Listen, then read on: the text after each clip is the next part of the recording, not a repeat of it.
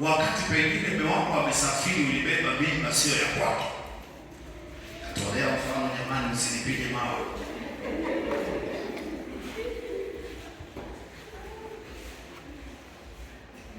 Wanaoongoza kuwa na mambo ya asili mara nyingi ni wamama, ila hawamo humu ndani, hawamo humu, walishaisha humu, hawamo. Bwana Yesu asifiwe. Mambo ya asili ni mabovu sana.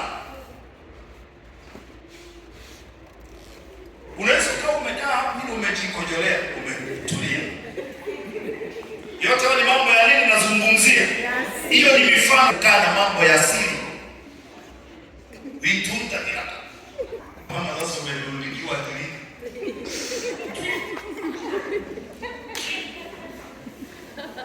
Sasa unaona ibada inakuwa ndefu.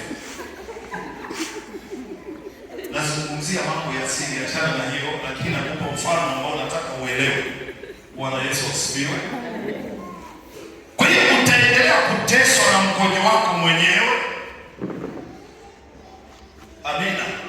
Ndiyo mtu anayekuwa na mambo mabovu ila ameyaficha kama siri, lakini Mungu anajua na mhusika anajua.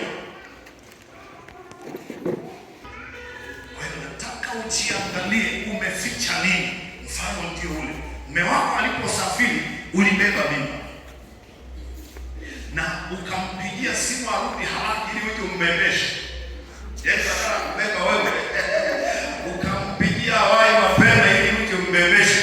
Ukisha umbebeshe unamruhusu sasa aende. Sasa hajui mambo ya asili, nazungumzia mambo ya nini? Ya asili. Naye atakuwepo hapo na fulani, kwa kweli umebadilika, hadi unaonyesha tabasamu, kumbe wewe una jambo lako. Unataka wewe siku 2-3 unaweza kuruhusu sasa tena unamsindikiza na kamkomo kwenda mbele. Ndio ni kamera. Hayo mambo ya asili haya. Sema ni chini kai. Chezi na mimi.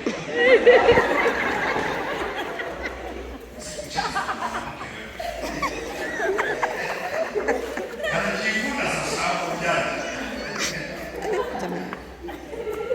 Bwana Yesu asifiwe. Na chini itajulikana. Haleluya. Oh my God. Hapo nazungumza Samueli wa pili, mambo ya nyakati. Naweza kufikiri pengine na nazungumza tu na ndevu zako na mashauri yako hapo. Ninakuambia neno la Mungu. Bwana Yesu asifiwe. Wanaoelewa wanaweza kuwa wanasoma sasa hivi ninazungumzia nini. Wachanga wa kiroho wao wanafikiria na nabii hadithi.